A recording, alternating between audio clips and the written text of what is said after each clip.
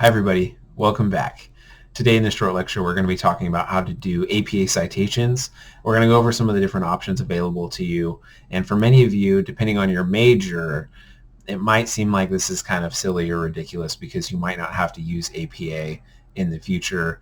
For those of you that are just coming out of high school, you may have never used APA before, you may have only used MLA. But either way, this is a really useful overview of some of the options available to you, because throughout your time in college and your academic careers, you're going to have to learn to use different citation styles that might not directly correlate with what you're studying, but you have to do them for the class that you're in. So say, Chicago style, or Harvard has its own style. So if you end up at Harvard, which is totally possible, then you might have to use that style. MLA is commonly used. That's what we learn in English classes. APA is the American Psychological Association. That's what we use in communication studies.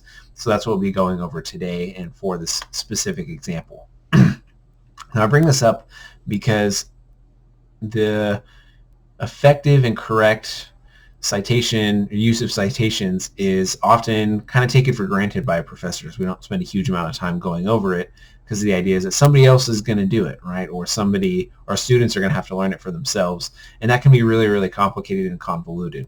So for myself as a student, I often used a citation generator, which is really not the best option. And I've learned over the last few years of some different tips and tricks that you can use that will make your life a lot easier, so you don't have to use those citation generators because they're really not accurate. And if you're using them incorrectly, you don't know if they're right or not. So quick example here. I was in an upper division class, in a class with a professor who would become my mentor, a very good professional friend of mine, but also was on the chair of the graduate committee at Sac State, which is where I did my master's degree, and also chaired my master's degree committee, which is essentially this group of professors who determine if you have earned your master's degree, if you know the stuff well enough. So first class I take with this professor, she actually called me out, and she said, "Don't do this." And essentially what I had done is I used a citation generator, and I didn't know how to do it. So it came out wrong. And one of the dead giveaways was that there were a couple of citations that were in all caps, and that's not the way it's supposed to be. And my professor said, "Listen, I get it. You have this technology available to you. You can use it. I recommend that you don't, because you're cutting yourself short. But if you do use it, you at least have to know how to use it properly and how to do the citation so that you can edit it." So today we're going to go over a couple of different tools that you can use to create those citations that are going to be more trustworthy and more useful than the citation generators, particularly the free ones, which is the one that I used. So the first stop on our little journey here is to the Purdue OWL. So this is the online writing lab at Purdue. If you talk to most people, ask them questions about this, they will send you to the Purdue OWL. And that's because it's an excellent resource, but it's super, super complex. So if you type in Purdue OWL, this is where it'll take you. Up at the top, you have a bunch of different options, and you have some options here. I just click on the tab that says Purdue OWL, and it brings you to this page. Then again, there's a lot of information here, and it goes directly to MLA, and you have all these different options here, and you can determine what you're trying to do. So you can click general writing, research and citation. There's a bunch of options, but we'll say research and citation because this is where you're going to want to start. Now, first things first, naturally, things are always changing in academia.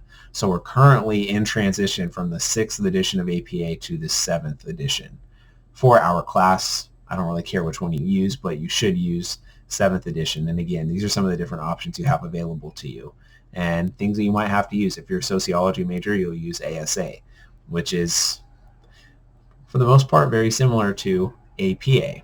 So you click on APA 7th edition, and it gives you these other options. You've got a style introduction, overview and workshop, formatting, and style guide. So I'll go through all three just really quickly so you can see what they look like. So again, we have a nice little short video here that talks about it. And we've got APA style introduction. And if you are using the 6th edition, you can also find that here, but this is the 7th edition.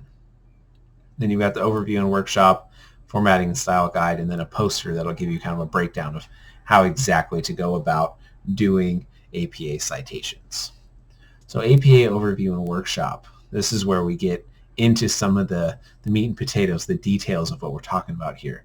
So you can actually use this to cite your source, but this is a citation machine, so it's going to take you to a different website. So I recommend avoiding this. It is a little bit of a trick just to get you to go there. But you just scroll down, it'll explain kind of what APA style is and what you need to do, how you go about doing it, and then why use APA, who should use APA.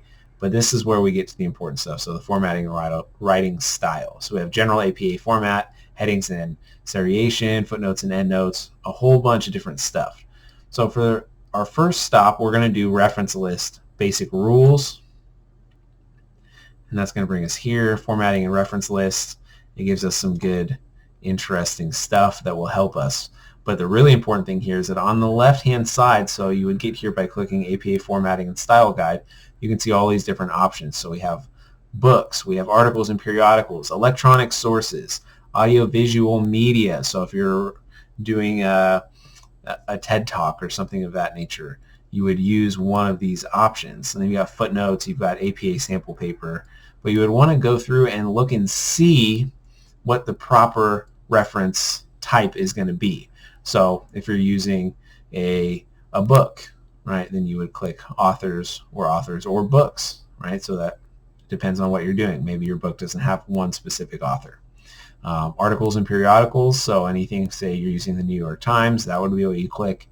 Other print sources, so maybe a pamphlet, some kind of PSA announcement. Electronic sources, so this is going to be pretty broad. Audiovisual, so this is going to be like your media. That's why it says audiovisual media. So it would be documentaries, recordings, YouTube videos, things like that, and other non-print sources. What I recommend that you do is just go through and take some time, look at the different examples available, and see what fits what you are trying to do. Now that's if you're using the OWL at Purdue, which is a great resource. But the better option, and the one that I really would recommend that you use, is actually going to be built right into Word. Now this one is really great. I learned this from a student, actually. I didn't know about this, and I was really frustrated by it for a little while. So if you go to Word, you can download Word from the college website for free. You can access this stuff. So if you have Word, this is going to be the best option. So I recommend that you use this. So you make a blank document. It's a new document. You click on References up at the top, and it gives you all these options. So again, you're going to have a little patience while you're doing this because it is a lot. But right here in the middle, you see Citations and Bibliography. And my style is already set to APA, but you click the drop down, you can see the different options. You've got MLA, Chicago. So you have some different options, Harvard. Again, so you click on APA, and then Insert Citation, add a new source. So we'll say this is a journal article, so you're using an online peer-reviewed journal. I'm just going to make some stuff up here for the example. So the author is me, so L. Adam Austin, title, adjunct, adjunct professor, journal name, and we'll say APA citation journal, year is 2021, and the pages, we're going to be right at the front, so we're really popular. It's page 1 to page 5. All right, so then you click OK. This is going to be all the information that you'll be able to find for a journal article, and this is exactly what you would use if you're using a citation generator. So I really recommend that you use Word because it's the exact same. So click OK. Now this is actually going to be our in-text citation, so that's what it would look like. It would be Austin, 2021. But if you want to create a reference page or a bibliography, you click on the button, do a little drop down, we'll call it References, and then bam, I have my reference page. And if you play with this a little bit, you can get a little window, table of contents, you can do a lot of stuff with it, but this is the best way to go about creating your citations for this class and for most of your classes, depending on which ones you're using. So now we want to use a news source. So we'll say something different from a journal article. We'll use a, let's see, art, sound recording, performance, film, interview, miscellaneous. We have a lot of options. For this one, we'll use a website. All right, so author, again, that's going to be me, but we'll do it a little different here. We'll say Leroy Austin, name of web page, how to cite sources in APA, name of the website, citations.com, 2021, month. See, we're in March. Today is the 1st. All right, we're not going to have a URL, but if you were to do this, you would go through all of your information. You'd find your author, name of the web page, name of the website, year, month, day, and then you would copy and paste the URL. Now, if you can't find all this information, you would just leave it out. But the more information you have, the better and the more credible your source is going to be. All right, so now we've got our next in-text citation, but what we want to do is create our bibliography. So we click our drop-down menu again, click on References, and bingo. So now we have both of our references. So we have the citation journal, and then we have the online website. So what you would want to submit for your reference page is actually just going to be that bottom part, the references. So as you go through and add in citations, it gives you more options, and then you can do what you need to do with those citations. And that, friends, is it. So citations, using citations, doing them differently can be very daunting. It can be really intimidating. It can be very challenging. But using these just couple of tools, it can really make a big difference for you. I highly recommend using Word and then referencing using Purdue OWL. Yes, it's going to take a little bit of time, but once you learn it, and once you learn how to use those two tools, it's going to save you lots of time in the future. As always, you can reach out to me if you have questions, comments, concerns, and issues about doing this, but I highly recommend using Word and then using Purdue OWL to reference that. So it can be a very useful tool to help you get all of the good grades that you need. All right, see you next time, everybody.